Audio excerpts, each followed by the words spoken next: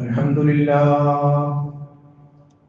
الحمد لله الذي خلق السماوات والأرض وجعل الظلمات والنور نحمد الله ونستعينه ونستغفره ونستهديه ونؤمن به ونتوكل عليه ونعوذ بالله من شرور أنفسنا ومن سيئات أعمالنا من يهده الله فلا مضل له ومن يضلل فلا هادي له وأشهد أن لا إله إلا الله وحده لا شريك له وأشهد أن محمدا عبده ورسوله الذي بلغ الرسالة وأدى الأمانة ونصح على هذه الأمة وجاهد في الله حق جهاده حتى أتانا اليقين اللهم صل على محمد وعلى آل محمد كما صليت على إبراهيم وعلى آل إبراهيم وبارك على محمد وعلى آل محمد كما باركت على إبراهيم وعلى آل إبراهيم في العالمين إنك حميد مجيد أيها الإخوان والأخوات أوصيكم ونفسي أولا بتقوى الله إن أريد إلا الإصلاح ما استطعت وما توفيقي إلا بالله عليه توكلت وإليه أنيب سبحانك اللهم لا علم لنا إلا ما علمتنا إنك أنت العليم الحكيم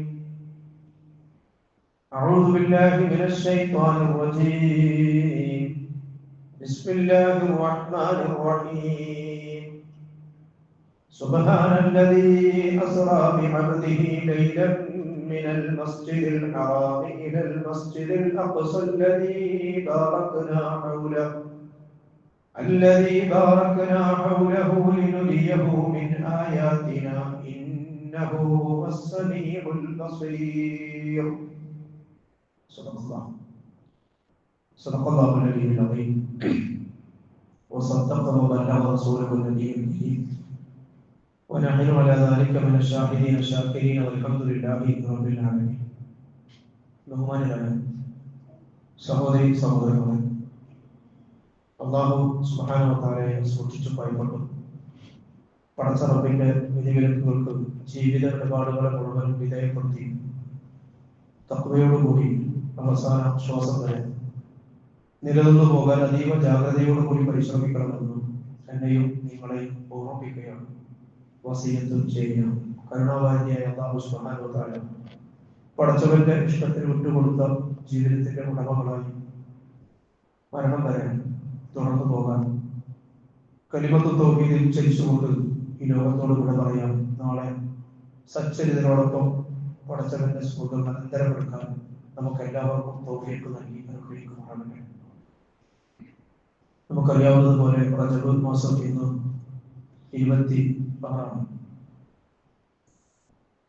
പ്രബലമായ റിപ്പോർട്ടുകൾ പ്രകാരം പ്രവാചകൻ സല്ലല്ലാഹു അലൈഹി വസല്ലമയുടെ ജീവിതത്തിലെ സുപ്രധാനമായ ഇസ്റാ മിഅ്റാജ് നടന്ന മാസമാണല്ലോ റജബ്. കഴിഞ്ഞ ആഴ്ച സൂചിപ്പിക്കപ്പെട്ടതുപോലെ റജബിന്റെ മഹത്വത്തെ മാനിച്ചുകൊണ്ട് റമദാന് വേണ്ടിയുള്ള മുന്നൊരുക്കത്തിന്റെ നാളുകളായി റജബിന്റെ അവസാന ദിവസങ്ങളും പ്രയോജനപ്പെടുത്തണമെന്നും പ്രിയപ്പെട്ട സഹോദരി സഹോദരങ്ങളോട് ഓർമ്മപ്പെടുത്തുകയാണ്. റജബിൽ പ്രത്യേകമായ സുന്നത്ത് നോമ്പെടുക്കുന്ന പതിവ് സമുദായത്തിൽ നമ്മളിപ്പോൾ ചിലയിടങ്ങളിൽ കണ്ടുവരുന്ന കാര്യമാണ്. എന്നാൽ അതേസമയം റജബ് മാസത്തിലെ ഏതെങ്കിലും പ്രത്യേക ദിവസം ഇസ്രായിന്റെയോ മിഅ്റാജിന്റെയോ പേരിൽ പ്രത്യേകമായ ഒരു സുന്നത്ത് നോമ്പ് ഇസ്ലാമിൽ നിശ്ചയിക്കപ്പെട്ടിട്ടില്ല. നബി തിരുമേനി സല്ലല്ലാഹു അലൈഹി വസല്ലമ അങ്ങനെ ഒരു നോമ്പ് ഇസ്രാ മിഅ്റാജിന്റെ ആണ്ടർദിയുടെ പേരിൽ എടുത്തിരുന്നതായി എവിടെയും നമ്മൾ കാണുന്നുമില്ല. നമുക്കറിയാം, ഹിജ്റ 12-ാം വർഷമാണ് ഇസ്രാ മിഅ്റാജ് സംഭവിക്കുന്നത്. ഇസ്രാ മിഅ്റാജ് സംഭവത്തിന് ശേഷം 11 വർഷം റസൂലുള്ളാഹി സ്വല്ലല്ലാഹു അലൈഹി വസല്ലമ ഈ ഭൂമിയിൽ ജീവിച്ചിരുന്നിട്ടുണ്ട്. എന്നാൽ പ്രബലമായ ഹദീസ് ഗ്രന്ഥങ്ങളിലൊന്നും മിഅ്റാജ് നോമ്പിനെ കുറിച്ച് എവിടെയും നമുക്ക് കാണാൻ കഴിയുന്നില്ല. പരിശുദ്ധ ഖുർആൻ കഴിഞ്ഞാൽ വിശ്വാസികൾ അവലംബിക്കുന്ന ഏറ്റവും ആധികാരികമായ ദീനി വിജ്ഞാന സ്രോതസ്സാണല്ലോ ഇമാം ബുഖാരിയും ഇമാം മുസ്ലിമും. ആ സഹീഹ് ബുഖാരിയിലോ സഹീഹ് മുസ്ലിമിലോ റജബിലെ നോമ്പിനെ കുറിച്ച് ഹദീസുകളിലൊന്നും റിപ്പോർട്ട് ചെയ്യപ്പെട്ടതായി നമുക്ക് കാണാൻ കഴിയുന്നില്ല. സഹീഹ് ബുഖാരിയിലും മുസ്ലിമിലും കിതാബു സിയാം, നോമ്പിന്റെ അധ്യായം എന്ന പേരിൽ പ്രത്യേകമായ തലക്കെട്ട് തന്നെയുണ്ട്. ആ അധ്യായത്തിൽ ആശൂറ നോമ്പിനെ കുറിച്ച് പറയുന്നുണ്ട്, ദാസുവ നോമ്പിനെ കുറിച്ച് പറയുന്നുണ്ട്, മുഹറം 9, 10 നോമ്പിനെ കുറിച്ച് പറയുന്നുണ്ട്, ഷഅബാനിലെ നോമ്പുകളെ പറ്റി പറയുന്നുണ്ട്, ശവ്വാലിലെ സിയാമു സിത്ത 6 നോമ്പിനെ കുറിച്ച് പറയുന്നുണ്ട്, അറഫ നോമ്പിനെ സംബന്ധിച്ച് പറയുന്നുണ്ട്, തിങ്കളും വ്യാഴവും ദിവസങ്ങളിലെ നോമ്പിനെ കുറിച്ച് പറയുന്നുണ്ട്. എല്ലാ മാസവും 13, 14, 15 തീയതികളിലെ അയ്യാമുൽ ബിയദിലെ സുന്നത്ത് നോമ്പിനെ കുറിച്ചും ഹദീസുകളിൽ പറയുന്നുണ്ട്. എന്നാൽ ഇതിലെവിടെയും റജബിലെ മിഅ്റാജ് നോമ്പിനെ കുറിച്ച് എവിടെയും നമുക്ക് കാണാൻ കഴിയില്ല. ഇമാം ഷാഫിഈ മദ്ഹബിന്റെ ആധികാരികമായ ഗ്രന്ഥമാണ് ഇമാം നബവിയുടെ റിയാദുസ് സ്വാലിഹീൻ. ആ റിയാദുസ് സ്വാലിഹീനിലും റജബിലെ പ്രത്യേകമായ നോമ്പ് നമുക്ക് കാണാൻ കഴിയുന്നില്ല. എന്നാൽ പ്രവാചകത്വത്തിന്റെ 12-ാം വർഷം നടന്ന ഇസ്രാ മിഅ്റാജ് സംഭവം നമ്മൾ അനുസ്മരിക്കുന്നത്, അതിന്റെ ഓർമ്മ നമ്മൾ പുതുക്കുന്നത്, അതിൽ നിന്ന് പലതും വിശ്വാസികൾക്ക് പഠിക്കാനുള്ളത് കൊണ്ടാണ്. മദീനയിലേക്കുള്ള പ്രവാചകന്റെ ഹിജ്റയുടെ 1 വർഷം മുമ്പ്, അഥവാ നബുവത്തിന്റെ 12-ാം വർഷമാണ് അല്ലാഹു സുബ്ഹാനഹു വ തആല പ്രവാചകനെ ഒരു രാത്രിയിൽ മസ്ജിദുൽ ഹറാമിൽ നിന്നും മസ്ജിദുൽ അഖ്സയിലേക്കും അവിടെ നിന്ന് 7-ാം ആകാശത്തേക്കും കൊണ്ടുപോയി അതേ രാത്രിയിൽ തന്നെ തിരിച്ചെത്തിക്കുന്നത്. സൂറ അൽ ഇസ്രാ എന്നും ബനു ഇസ്രായേൽ എന്നും പേരുള്ള വിശുദ്ധ ഖുർആനിലെ 17-ാമത്തെ അധ്യായത്തിന്റെ 1-ാമത്തെ ആയത്തിലാണ് ഇസ്രാ അഥവാ പ്രവാചകന്റെ നിശാപ്രയാണം, രാപ്രയാണത്തെ സംബന്ധിച്ച് പരാമർശമുള്ളത്. ഞാൻ ഈ ഖുതുബയുടെ മുഖദ്ദിമയിൽ ഓതിയത് ആയത്താണ്. സുബ്ഹാനല്ലദി അസ്റാ ബിഅബ്ദിഹി ലൈലൻ മിനൽ മസ്ജിദിൽ ഹറാമി ഇലൽ മസ്ജിദിൽ അഖ്സ അല്ലദി ബാറക്നാ ഹൗല. മിഅ്റാജ് അഥവാ ആകാശാരോഹണം, മസ്ജിദുൽ അഖ്സയിൽ നിന്നും 7-ാം ആകാശത്തേക്കുള്ള പ്രവാചകന്റെ യാത്രയെക്കുറിച്ച് പരാമർശങ്ങൾ പരിശുദ്ധ ഖുർആനിൽ നമ്മൾ കാണുന്നത് സൂറത്തുൽ നജ്മിലെ ആദ്യ ആയത്തുകളിലാണ്. രണ്ടിന്റെയും വിശദാംശങ്ങൾ നമുക്ക് ലഭിക്കുന്നത് അത് സംബന്ധമായി വന്ന ധാരാളം ഹദീസുകളിൽ നിന്നാണ്. ജിബ്രീൽ അലൈഹിസ്സലാമാണ് പ്രവാചകനെ ബുറാഖ് എന്ന ബുറാഖ് എന്ന പേരുള്ള പ്രത്യേകമായ വാഹനത്തിൽ കൊണ്ടുപോയത് എന്നും മസ്ജിദുൽ അഖ്സയിൽ വെച്ച് കഴിഞ്ഞുപോയ അംബിയ മുർസലീങ്ങൾക്ക് ഇമാമായി കൊണ്ട് റസൂലുള്ള നമസ്കരിച്ചതും വിവിധ ആകാശ ലോകങ്ങളിൽ വെച്ച് വ്യത്യസ്ത പ്രവാചകന്മാരെ റസൂലുള്ള കണ്ടുമുട്ടിയതും തിരിച്ചു വരുമ്പോൾ അല്ലാഹു സുബ്ഹാനഹു വ തആല നമസ്കാരം ഉപഹാരമായി വിശ്വാസികൾക്ക് പ്രവാചകൻ കൂടെ നൽകിയതും ദുനിയാവിൽ മനുഷ്യൻ ചെയ്തു കൂട്ടുന്ന വ്യത്യസ്ത കർമ്മങ്ങളുടെ ഫലം എന്തൊക്കെയായിരിക്കുമെന്ന് പാരത്രിക ജീവിതത്തിൽ അനുഭവിക്കേണ്ടി വരിക എന്നത് പ്രവാചകൻ സല്ലല്ലാഹു അലൈഹി വസല്ലമ കാണിച്ചു കൊടുത്തതും തുടങ്ങിയ വിശദാംശങ്ങളൊക്കെ ഈ ഇസ്രാ മിഅ്റാജുമായി ബന്ധപ്പെട്ടുകൊണ്ട് ഹദീസുകളിൽ നമുക്ക് കാണുന്നുണ്ട്. പിറ്റേ ദിവസം ഉറക്കമുണർന്ന പ്രവാചകൻ സല്ലല്ലാഹു അലൈഹി വസല്ലം തനിക്ക് രാത്രിയിലുണ്ടായ അനുഭവങ്ങൾ മക്കയിലെ ജനങ്ങളോട് തുറന്നു പറയുകയാണ്. അപ്പൊ മക്കയിലെ മുശ്രിക്കുകൾ പ്രവാചകനെ പരിഹാസം കൊണ്ട് പൊതിഞ്ഞതാണ് ചരിത്രം. നേരത്തെ തന്നെ റസൂലുള്ളാഹിനെ സംബന്ധിച്ച് ഭ്രാന്തൻ എന്ന അവരുടെ പ്രചരണങ്ങൾക്ക് വലിയ ഒരു പിൻബലം കിട്ടിയ സന്തോഷം മുശ്രിക്കുകൾ അങ്ങോട്ട് ആഘോഷിക്കുകയാണ്. ഈ മുശ്രിക്കുകളുടെ ആഘോഷത്തിൽ ദുർബല വിശ്വാസികൾക്ക് ചില അസ്വസ്ഥതകളൊക്കെ അനുഭവപ്പെട്ടു. അവർക്കും മനസ്സിൽ ചില പ്രയാസങ്ങളൊക്കെ ഉണ്ടായി. അവർ നേരെ അബൂബക്കർ സിദ്ദീഖ് റളിയല്ലാഹു അൻഹുവിന്റെ അടുത്ത് ചെന്ന് വിവരം പറയുകയാണ്. കാര്യങ്ങൾ മുഴുവൻ കേട്ടുകഴിയുന്ന സിദ്ദീഖുൽ അക്ബർ റളിയല്ലാഹു അൻഹു പറയുന്നത് ഇൻകാന ഖൗലുഹു ഹാദാ അന മുസദ്ദിഖു ബിഹി എന്ന, അല്ലാഹുവിന്റെ റസൂൽ ഇത് പറഞ്ഞതാണെങ്കിൽ, ഈ കാര്യങ്ങളൊക്കെ റസൂൽ എന്ന് പറഞ്ഞതാണെങ്കിൽ അതൊക്കെയും അന മുസദ്ദിഖു ബിഹി, ഞാൻ അതിനെയൊക്കെ സത്യപ്പെടുത്തുന്നു എന്നാണ്. നബി സല്ലല്ലാഹു അലൈഹി വസല്ലമയിൽ നിന്നുള്ളതാണെന്ന്, പ്രവാചകനിൽ നിന്ന് സ്ഥിരപ്പെട്ടതാണെന്ന് വ്യക്തമായ സകല സംഗതികളെ കുറിച്ചും ഒരു യഥാർത്ഥ വിശ്വാസിക്കുണ്ടാകേണ്ട നിലപാടായിരുന്നു പ്രവാചകൻ അബൂബക്കർ സിദ്ദീഖ് റളിയല്ലാഹു അൻഹുവിന്റേത്. വമാ ആതാകുമുർ റസൂലു ഫഖുദു, പ്രവാചകൻ നിങ്ങൾക്ക് എന്ത് നൽകുന്നുവോ, പ്രവാചകൻ വമാ യൻതിഖു അനിൽ ഹവാ ഇൻ ഹുവ ഇല്ലാ വഹ്യു യൂഹാ, വായിൽ വന്നത് വിളിച്ചു പറയുക എന്നത് റസൂലുള്ളാഹിന്റെ പണിയല്ല. റസൂലുള്ള എന്തെങ്കിലും പറയുന്നുണ്ടെങ്കിൽ അത് കൃത്യമായ വഹയിന്റെ വെളിപാടിന്റെ അടിത്തറയിൽ നിന്നുകൊണ്ടേ റസൂലുള്ള പറയുള്ളൂ. അത് ദിവ്യബോധനത്തിന്റെ അടിസ്ഥാനത്തിൽ മാത്രമേ റസൂലുള്ള പറയുകയുള്ളൂ. നമ്മെ സംബന്ധിച്ചിടത്തോളം മിഹ്റാജ്, റജബും മിഹ്റാജും ഒക്കെ ചരിത്രപരമായി തീരുന്നത് അതിന്റെ സവിശേഷമായ പാശ്ചാത്തലം കൂടി നമ്മൾ മനസ്സിലാക്കുമ്പോഴാണ്. നമുക്കറിയാമല്ലോ, നുബുവത്തിന്റെ 12ാമത്തെ വർഷം എന്ന് പറയുമ്പോൾ പ്രവാചകരും അനുയായികളും മക്കയിൽ അങ്ങേയറ്റം മർദ്ദനം കൊണ്ട് പൊറുതിമുട്ടിയ ഒരു കാലമാണ്.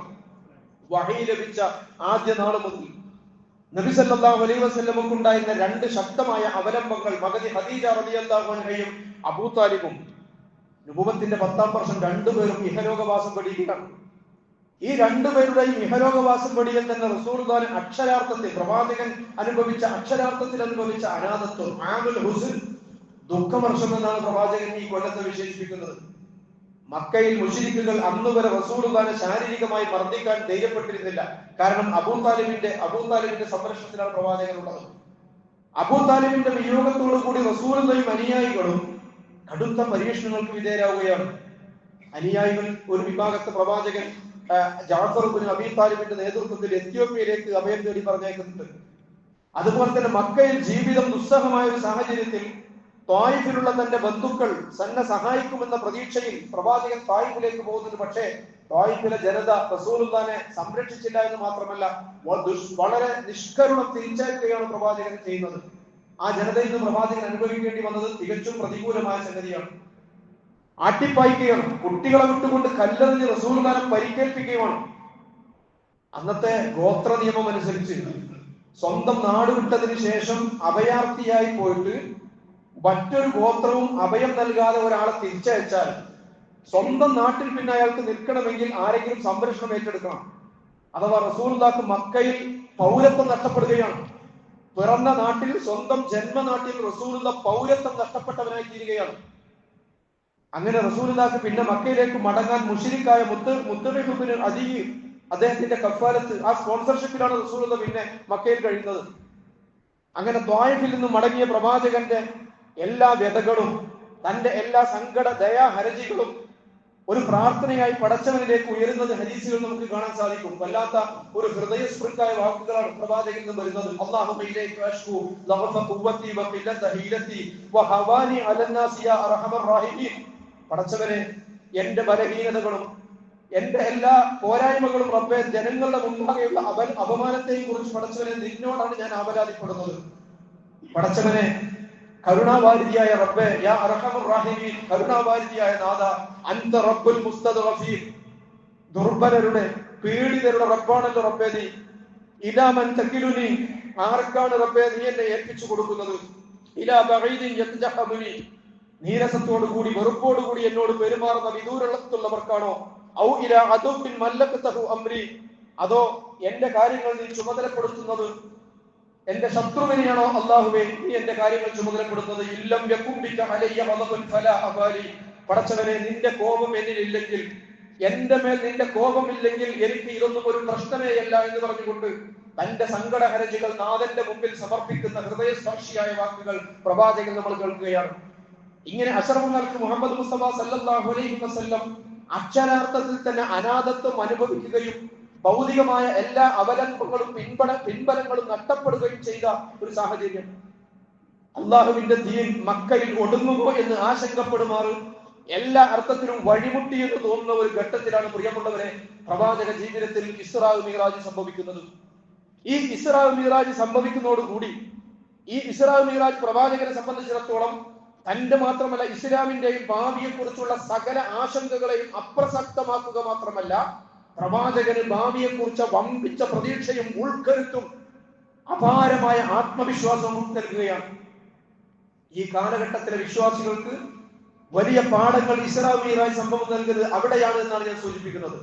ആ ചരിത്ര സംഭവത്തിൽ നമ്മൾ പഠിക്കേണ്ട പാഠവും അത് തന്നെയാണ് പ്രിയമുള്ളവരെ. അള്ളാഹുവിന്റെ മാർഗത്തിൽ പണിയെടുക്കുന്നവർക്ക് പ്രതിസന്ധി ഘട്ടങ്ങളിൽ പ്രത്യാശ പകർന്നു നൽകുക, ആത്മവിശ്വാസം നൽകുക എന്നത് പടച്ചവന്റെ ഒരു സുന്നത്താണ്. അത് അള്ളാഹു ചരിത്രത്തിന്റെ വ്യത്യസ്ത കാലഘട്ടങ്ങളിൽ സ്വീകരിച്ചു പോന്ന അള്ളാഹുവിന്റെ നിലപാടാണ്. അതായത് അങ്ങേയറ്റത്തെ ക്ലേശം അനുഭവിക്കുന്ന ഒരു ഘട്ടത്തിൽ പ്രവാചകന് പടച്ചവൻ കരുത്തു പകർന്നതിലൂടെ അതാണ് നമ്മൾ കാണുന്നത്.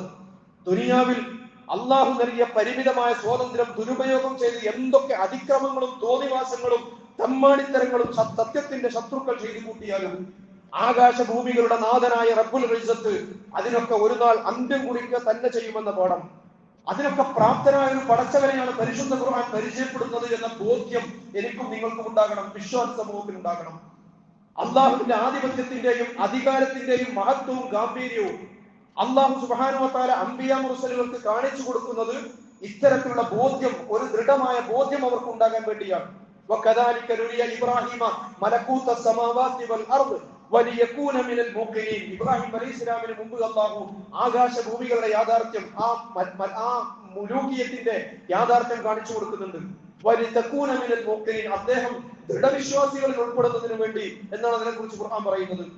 അഥവാ പ്രതീക്ഷ വെച്ചവരൊക്കെ കൈയൊഴിക്കുകയും തങ്ങളുടെ പ്രതിയോഗികൾ കൂടുതൽ ശക്തരാകുകയും ചെയ്യുന്ന ഘട്ടത്തിൽ ഭാവിയെ കുറിച്ച ആത്മവിശ്വാസവും പ്രതീക്ഷവും നൽകി വിശ്വാസികളെ ബലപ്പെടുത്തുക എന്നത് സുന്നത്തുള്ള, അത് അള്ളാഹുവിന്റെ സുന്നത്തുകളിൽപ്പെട്ടതാണ്. നബി സല്ലല്ലാഹു അലൈഹി വസല്ലമയെ പോലെ തന്നെ മറ്റു പല പ്രവാചകന്മാർക്കും സമാനമായ സാഹചര്യങ്ങളിൽ ഇതുപോലുള്ള ബലപ്പെടുത്തലുകൾ, ദൗത്യമാർഗത്തിലുള്ള ബലപ്പെടുത്തലുകൾ അള്ളാഹുവിന്റെ ഭാഗത്തുണ്ടാകാൻ നമുക്ക് കാണാൻ സാധിക്കും. നമുക്കറിയാം മൂസ അലൈഹി ഇസ്ലാമിന്റെ ചരിത്രം. മൂസ അലൈഹി ഇസ്ലാമിനെ സീനാ മരുഭൂമിയിലെ തുവാ താഴ്വരയിലേക്ക് വിളിച്ചു വരുത്തിക്കൊണ്ട് അവിടെ വെച്ച് നുബുവത്ത് മൂസ അലൈഹി ഇസ്ലാമിന് നൽകിയിട്ട് ഫറോവ എന്ന അതിദുഷ്ടനായ ക്രൂരനായ ഏകാധിപതിയുടെ അടുത്തേക്ക് വമ്പിച്ച ഒരു ദൗത്യവുമായി അല്ലാഹു സുബ്ഹാനഹു വ തആല മൂസ അലൈഹി ഇസ്ലാമിനെ പറഞ്ഞേക്കുകയാണ്. എന്തായിരുന്നു ആ ദൗത്യം? സാമുദായികമായ ധ്രുവീകരണത്തിന്റെ കടുത്ത മതിൽക്കെട്ടുകൾക്കകത്ത് ദുരിതം അനുഭവിക്കുന്ന ഒരു ജനതയുടെ വിമോചന ദൗത്യം മൂസ അലൈഹി ഇസ്ലാമിനെ അല്ലാഹു ഏൽപ്പിക്കുകയാണ്. അങ്ങനെ ഒരു ദൗത്യം ഏൽപ്പിക്കുമ്പോൾ അതിനുള്ള കരുത്തും ആത്മവിശ്വാസവും നൽകാൻ അല്ലാഹു സുബ്ഹാനഹു വ തആല ചില ദൃഷ്ടാന്തങ്ങൾ കാണിച്ചു കൊടുത്തുകൊണ്ട് പടച്ചവന്റെ ആ ഗാംഭീര്യം, കഴിവിന്റെ ഗാംഭീര്യവും അള്ളാഹുവിന്റെ കഴിവിന്റെ അജയ്യതയും ഒക്കെ മൂസ അലൈഹി ഇസ്ലാമിന് ബോധ്യപ്പെടുത്തുന്നുണ്ട്. അല്ലെ, തന്റെ കയ്യിലുള്ള വടി നിലത്തിടുമ്പോൾ അത് പാമ്പായി തീരുകയും വീണ്ടും അതിനെ തിരിച്ചു പിടിക്കുമ്പോൾ വീണ്ടും അത് വടിയായി തീരുകയും കൈകൾ കക്ഷത്തിൽ വെച്ച് പുറത്തെടുക്കുമ്പോ അത് തിളക്കമുള്ളതായി തീരുകയും ഒക്കെ ചെയ്യുന്ന അനുഭവങ്ങളെ കുറിച്ച് ഖുർആൻ സൂറത്തുൽ താഹയിൽ 23-ാമത്തെ ആയത്തിൽ അല്ലാഹു പറയുന്നുണ്ട്. എന്നിട്ട് അല്ലാഹു സുബ്ഹാനഹു വ തആല പറഞ്ഞു കൊടുത്തിട്ട് പറയുന്നതാ ലിനുരിയക മിൻ ആയാതിനൽ കുബ്ര, ലിനുരിയക മിൻ ആയാതിനൽ കുബ്ര, നമ്മുടെ ആ ദൃഷ്ടാന്തങ്ങൾ, ഇതിലും വലിയ ദൃഷ്ടാന്തങ്ങൾ കാണിച്ചു കൊടുക്കുന്നതിന് വേണ്ടി, ബോധ്യപ്പെടുത്തുന്നതിന് വേണ്ടി. മിഹ്റാജിനെ കുറിച്ച്, ഇസ്രായേലിനെ കുറിച്ച് അല്ലാഹു സുബ്ഹാനഹു വ തആല പറയുന്ന ആയത്തിലും ആ സൂറത്ത് ഇസ്രായേൽ ആയത്തിൽ പറഞ്ഞ ലിനുരിയഹു മിൻ ആയാതിന, ലിനുരിയഹു മിൻ ആയാതിന, നമ്മുടെ ദൃഷ്ടാന്തങ്ങൾ കാണിച്ചു കൊടുക്കുന്നതിന് വേണ്ടി എന്നാണ്. ഇതേ വർത്തമാനം തന്നെയാണ് മിഹ്റാജിനെ കുറിച്ച് സൂറത്തുൽ നജ്മിൽ ആ മിഹ്റാജിനെ കുറിച്ച് പരാമർശത്തിലും അല്ലാഹു പറയുന്നത് ലഖദ് റആ മിൻ ആയാതി റബ്ബിഹിൽ കുബ്ര, തന്റെ റബ്ബിന്റെ മഹത്തായ ദൃഷ്ടാന്തങ്ങൾ തീർച്ചയായും അദ്ദേഹം കണ്ടിട്ടുണ്ട് എന്നാണ്. എന്താണത്? പടച്ചവന്റെ സിംഹാസനത്തിന്റെ മഹാത്മ്യം, സ്വർഗ നരകങ്ങളും വാനലോകത്തെ ദൃശ്യങ്ങളും അതൊക്കെ കണ്ടുകൊണ്ട് ബൈത്തുൽ മുഖദ്ദസിൽ വെച്ച് മുഴുവൻ അംബിയാ മുർസലുകൾക്കും ഇമാമായിക്കൊണ്ട് നമസ്കരിച്ച് തിരിച്ചെത്തുന്ന പ്രവാചകനെ സംബന്ധിച്ചിടത്തോളം അള്ളാഹുവിന്റെ ദീനിന്റെ മാർഗത്തിൽ ആവേശത്തോടു കൂടി, അങ്ങേയറ്റ ആത്മവിശ്വാസത്തോടു കൂടി പ്രവർത്തിക്കുവാനുള്ള ഒരു കരുത്ത് റസൂലുള്ളാഹിക്ക് കൈവരികയാണ്. എന്ന് മാത്രമല്ല, ദീനുൽ ഇസ്ലാമിന്റെ ഭാവിയെ കുറിച്ച് വമ്പിച്ച പ്രതീക്ഷകൾ റസൂലുള്ളാഹിക്ക് ലഭിക്കുകയാണ്. ഇസ്ലാം എന്ന് പറയുന്നത്, അള്ളാഹുവിന്റെ ദീൻ എന്ന് പറയുന്നത് മക്ക എന്ന് പറയുന്ന ഒരു ചെറിയ ഭൂപ്രദേശത്ത് മാത്രം നിലനിൽക്കേണ്ട ദീനല്ല, അല്ലെങ്കിൽ മക്കയിൽ ആരംഭിച്ച് അവിടെ തന്നെ അവസാനിക്കാനുള്ളതല്ല അള്ളാഹുവിന്റെ ദീൻ. മക്കയിൽ കെട്ടി നിർത്തപ്പെടാനുള്ളതോ കെട്ടടങ്ങാനുള്ളതോ അല്ല ദീനുൽ ഇസ്ലാം. മറിച്ച് ഇസ്ലാം മക്കയിൽ ആരംഭിച്ച് മക്കയിൽ നിന്നും മസ്ജിദുൽ അഖ്സ വരെ പടർന്നു കയറാനുള്ളതാണ്. അവിടെ നിന്ന് മുഴു ലോകത്തേക്കും അല്ലാഹുവിന്റെ ദീൻ വ്യാപിച്ചു പരക്കാനുള്ളതാണ്.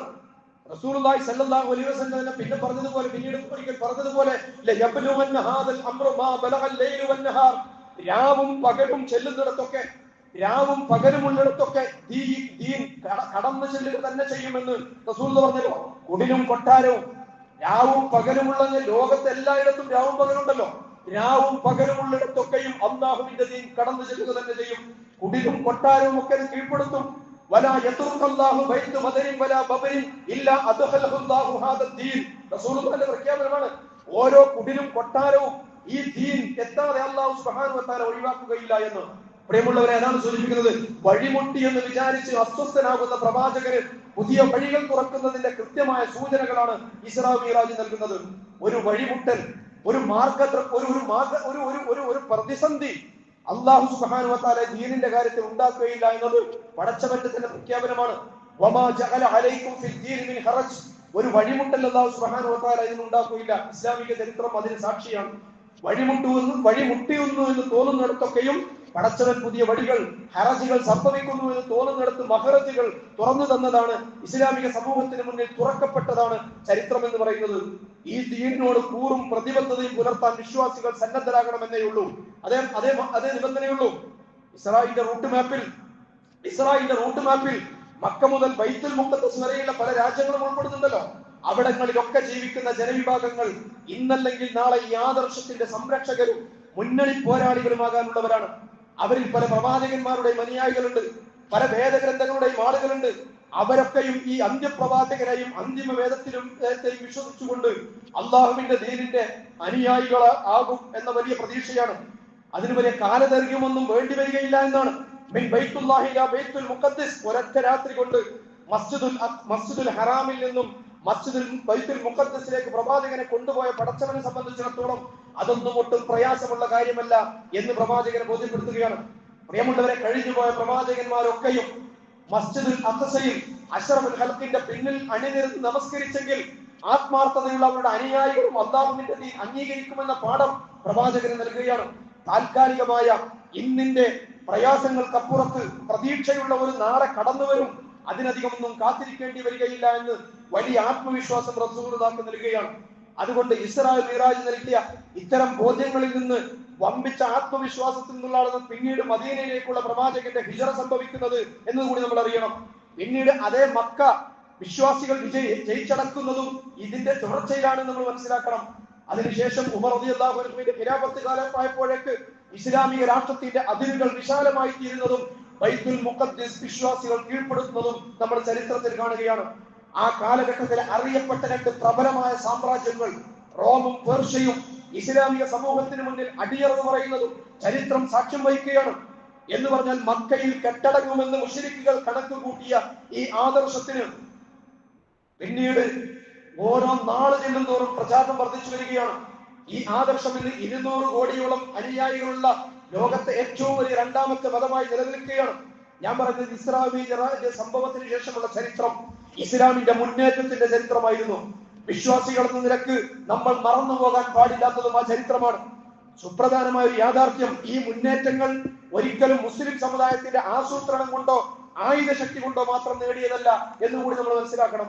സമുദായത്തിന്റെ സംഘബലം കൊണ്ടോ അല്ലെങ്കിൽ മെയ്വഴക്കം കൊണ്ടോ മാത്രം മുന്നോട്ട് പോകാൻ വിജയിക്കാൻ വിശ്വാസികൾക്ക് കഴിയില്ല എന്നൊരു പാഠവും കൂടി ഇസ്രാ മിഅ്റാജ് നമുക്ക് നൽകുന്നുണ്ട്. എന്തിനും ഏതിനും തമ്പുരാന്റെ തുണയും റബ്ബിന്റെ തുണയും സഹായവും കൂടിയേ തീരൂ. അള്ളാഹുവിന്റെ തൗഫീഖും തഖ്ദീറും ഉണ്ടായേ മതിയാകൂ. അതിന് തമ്പുരാനുമായി ആത്മബന്ധം സ്ഥാപിക്കണം മുഅ്മിനുകൾ. അതാണ് മിഅ്റാജ് നൽകുന്ന മറ്റൊരു പാഠം എന്ന് പറയുന്നത്. മക്കയിലെ പരീക്ഷണ ഘട്ടത്തിൽ അത്യന്തം സങ്കീർണമായ മക്കയിലെ സാഹചര്യത്തിൽ പിടിച്ചു നിൽക്കാനും പ്രതിസന്ധികളെ മറികടക്കാനും പ്രതീക്ഷയോടുകൂടി മുന്നോട്ട് പോകാനും പ്രവാചകനും അനുയായികൾക്കും പടച്ചവൻ നൽകിയ ഏറ്റവും വലിയ വജ്രായുധം അതാണല്ലോ 5 നേരത്തെ നമസ്കാരം. വിശ്വാസികളുടെ വജ്രായുധം അഥവാ നമസ്കാരം എന്ന് പറയുന്നത് മിഅ്റാജ് രാവിൽ വിശ്വാസികളുടെ തലയിൽ വന്ന് വീണതല്ല, മറിച്ച് തലയെടുപ്പുള്ള ഒരു ഉമ്മത്തായി ലോകത്തെ നയിക്കാൻ തമ്പുരാന്റെ തുണയും സഹായവും ലഭിക്കാനുള്ള വഴിയായിട്ടാണ് അല്ലാഹു നമസ്കാരം വിശ്വാസികൾക്ക് നൽകുന്നത്. യാ അയ്യുഹല്ലദീന ആമനു ഇസ്തഈനു ബിസ്സബ്രി വസ്സലാ, സത്യവിശ്വാസികളെ, നിങ്ങൾ പടച്ചവന്റെ സഹായത്തിന് നിങ്ങൾ അർത്ഥിക്കേണ്ടത്, അവന്റെ സഹായത്തിനുള്ള അർഹത നിങ്ങൾ നേടിയെടുക്കേണ്ടത് അങ്ങേയറ്റത്തെ സബറിലൂടെയും സ്വലാത്തിലൂടെയുമാണ് എന്ന് വിശുദ്ധ ഖുർആൻ. അസ്സലാത്തു മിഅ്റാജുൽ മുഅ്മിൻ, നമസ്കാരം എന്ന് പറയുന്നത് വിശ്വാസിയുടെ മിഅ്റാജായി പ്രവാചകൻ സല്ലല്ലാഹു അലൈഹി വസല്ലം അഥവാ ധാർമ്മിക വിശുദ്ധിയും ആത്മീയമായ കരുത്തും കൈമുതലാക്കിക്കൊണ്ട് വിശുദ്ധിയും വിശ്വാസവുമുള്ള ഒരു ഉമ്മത്തായി ഉയരുകയും വളരുകയും ചെയ്താൽ മാത്രമേ പടച്ചവൻ നമ്മുടെ കൂടെ ഉണ്ടാകൂ, പടച്ചവന്റെ മഹയ്യത്തിൽ നമ്മൾ അർഹരാകൂ എന്ന പാഠം. അല്ലെങ്കിൽ അല്ലാതെ അറബി പേരുള്ള ഒരാൾക്കൂട്ടത്തെ സഹായിക്കാനുള്ള ബാധ്യതയൊന്നും അല്ലാഹു സുബ്ഹാനഹു വ തആല ഏറ്റെടുത്തിട്ടില്ല. ഭൗതികമായ മുന്നൊരുക്കങ്ങൾക്കും ആസൂത്രണങ്ങൾക്കും ഒപ്പം അതിനേക്കാൾ ഉപരിയായി ആത്മീയമായ ഉൾക്കരുത്തും അല്ലാഹുവിലുള്ള അചഞ്ചലമായ അവന്റെ പിൻബലത്തിലുള്ള അചഞ്ചലമായ വിശ്വാസവും ഇവ രണ്ടിന്റെയും പിൻബലത്തിലുള്ള അല്ലാഹുവിലുള്ള തവക്കുലും വിശ്വാസികളുടെ വിജയനിദാനങ്ങൾ ഇതൊക്കെയാണ് എന്ന് തിരിച്ചറിയാത്തവരെ സംബന്ധിച്ചിടത്തോളം മിഅ്റാജ് അവർക്ക് മനസ്സിലാകില്ല എന്നുകൂടി നമ്മൾ മനസ്സിലാക്കണം. അത്തരക്കാരെ സംബന്ധിച്ചിടത്തോളം മിഅ്റാജ് എന്ന് പറയുന്നത് കേവലം ആണ്ടർതികൾ മാത്രമായി പരിമിതപ്പെട്ടു പോകും എന്ന് നമ്മൾ തിരിച്ചറിയണം. അല്ലാഹു സുബ്ഹാനഹു വ തആല ഇസ്ലാമിക ചരിത്രത്തിലെ ഉജ്ജ്വലമായ സംഭവങ്ങളിൽ നിന്നൊക്കെ എല്ലാ കാലത്തേക്കും അല്ലാഹു അവശേഷിപ്പിച്ച പാഠങ്ങൾ ഈ കാലഘട്ടത്തിൽ വിശ്വാസികൾ എന്ന നിലക്ക് പഠിക്കാനും പകർത്താനും അത് ജീവിതത്തിൽ നമുക്ക് പുതിയ വഴികൾ തുറന്നു കിട്ടാനും റബ്ബ് സുബ്ഹാനഹു വ തആല തൗഫീഖ് നൽകി അനുഗ്രഹിക്കുമാറാകട്ടെ. അഖൂലു ഖൗലി ഹാദാ അസ്തഗ്ഫിറുല്ലാഹ ലി വലക്കും. അൽഹംദുലില്ലാഹി അൽദീ അൻഅമ അലൈനാ വഹദാനാ ഇലാ ദീനിൽ ഇസ്ലാം. സല്ലല്ലാഹു അലാ മൻ ലാ നബിയ്യ ബഅദ വഅലാ ആലിഹി വഅസ്ഹാബിഹി വമൻ തബിഅഹും ബിഇഹ്സാൻ ഇലാ യൗമിദ്ദീൻ വജഅൽനാ മഅഹും യാ അർഹമർ റഹീമീൻ. അയ്യുഹൽ ഇഖ്വാൻ വൽ അഖവാത് أوصيكم ونفسي ثانيا بتقوى الله يا أيها الذين آمنوا اتقوا الله حق تقاته ولا تموتن إلا وأنتم مسلمون. സഹോദരി സഹോദരങ്ങളെ, ഒരിക്കൽ കൂടി അല്ലാഹുവിനെ സൂക്ഷിച്ചു ഭയപ്പെട്ടു പടച്ചവന്റെ വിധിവിലക്കുകൾക്ക് വിധേയമായി ജീവിതത്തെ മുന്നോട്ട് കൊണ്ടുപോകണമെന്ന്, അതിനായി അതീവ ജാഗ്രതയോടുകൂടി പരിശ്രമിക്കണമെന്ന് എന്നെയും നിങ്ങളെയും ഓർമ്മിപ്പിക്കുകയാണ്, വസിയത്തും ചെയ്യുകയാണ്. ഇസ്രായേൽ നമുക്കറിയാവുന്നതുപോലെ ഇസ്രായേൽ ആരംഭിക്കുന്നത് കഅബയിലാണ്, അത് അവസാനിക്കുന്നത് ബൈത്തുൽ മുഖദ്ദസിലാണ്.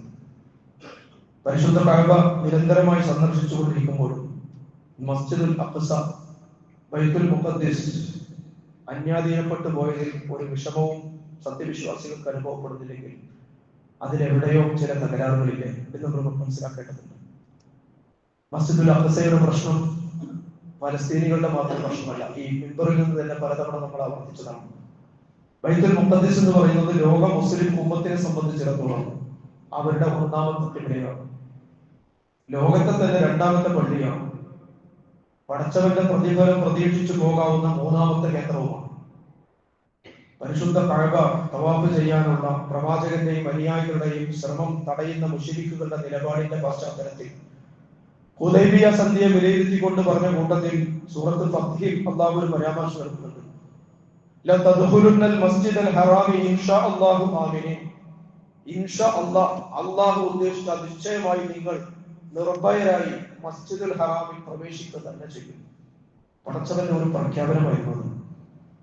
ഒരു വിശ്വാസിയുടെ ചിന്തയിൽ, അവന്റെ സ്വപ്നത്തിൽ, അവരുടെ പ്രാർത്ഥനയിൽ ആയുധധാരികളായ ജൂതപ്പട്ടാളത്തിന്റെ ഔദാര്യമില്ലാതെ, മെറ്റൽ ഡിറ്റക്ടർ വെച്ചുകൊണ്ട് ദേഹം പരിശോധന നടത്താതെ, സത്യവിശ്വാസിയുടെ പ്രഥമ കിബിലയായ, പടച്ചവനെ ആരാധിക്കാൻ വേണ്ടി നിർമ്മിക്കപ്പെട്ട ലോകത്തിലെ രണ്ടാമത്തെ പള്ളിയായ, വിശ്വാസികളുടെ മൂന്നാമത്തെ സിയാറത്ത് കേന്ദ്രമായ മസ്ജിദുൽ അഖ്സയിലേക്ക് നിർഭയമായി തല ഉയർത്തി പിടിച്ചുകൊണ്ട് ആത്മവിശ്വാസത്തോടു കൂടി വിശ്വാസികൾക്ക് പ്രവേശിക്കാൻ കഴിയുന്ന ഒരു നാളെയെ കുറിച്ച ചിന്തയും സ്വപ്നവും പ്രതീക്ഷയും പുലർത്താൻ അതിനും കൂടി പ്രേരകമാകണം ഇസ്രായേൽ മിറാജുകളെ കുറിച്ചുള്ള ഓർമ്മ പുതുക്കൽ എന്ന് സാന്ദർഭികമായി സഹോദരി സഹോദരങ്ങൾ സൂചിപ്പിക്കുകയാണ്.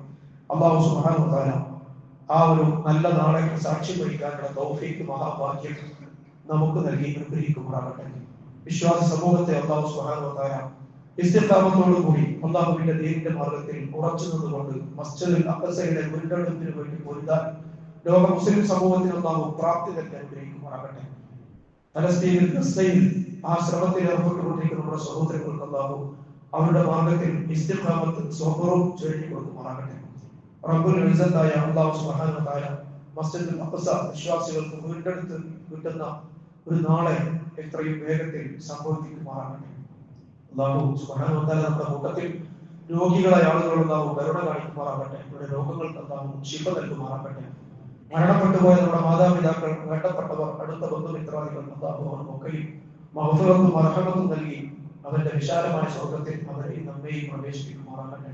اللهم اغفر للمؤمنين والمؤمنات والمسلمين والمسلمات الأحياء منهم والأموات إنك مجيب الدعوات ويا قاضي الحاجات طيب ثراهم وجبل الجنة مأواهم. اللهم أعز الإسلام والمسلمين وأذل الشرك والمشركين. اللهم دمر أعداءك وأعداء الدين. اللهم أصلح لنا ديننا الذي هو عصمة أمرنا، وأصلح لنا دنيانا التي فيها معاشنا، وأصلح لنا آخرتنا التي إليها معادنا. اللهم اجعل الحياة زيادة لنا في كل خير، واجعل الموت راحة لنا من كل شر. اللهم أجرنا من خزي الدنيا وعذاب الآخرة. توفنا وأخذنا مسلمين وألحقنا بالصالحين. اللهم اغفر لنا ولوالدينا رب ارحمهما كما ربيانا صغارا. اللهم اعتقنا واهلنا من النار وادخلنا الجنه يا رب العالمين. اللهم اشفنا واشف امراضنا وامراض مرضانا وامراض والدينا وازواجنا واولادنا يا شافي الامراض. لا شفاء الا شفاؤك، شفاء لا يغادر سقما ولا الما يا ذا الجلال والاكرام. اللهم احفظنا واحفظ اهلنا واولادنا يا حفيظ من كل امراض ومصيبات ومن كل فتنه ومن كل بلاء يا خير الحافظين. اللهم انت خير الحافظين وانت ارحم الراحمين. ربنا اغفر لنا ولاخواننا الذين سبقونا بالايمان ولا تجعل في قلوبنا غلا للذين امنوا ربنا انك رؤوف رحيم. ان الله يامر بالعدل والاحسان وايتاء ذي القربى وينهى عن الفحشاء والمنكر والبغي يعظكم لعلكم تذكرون ولذكر الله اكبر والله يعلم ما تصنعون.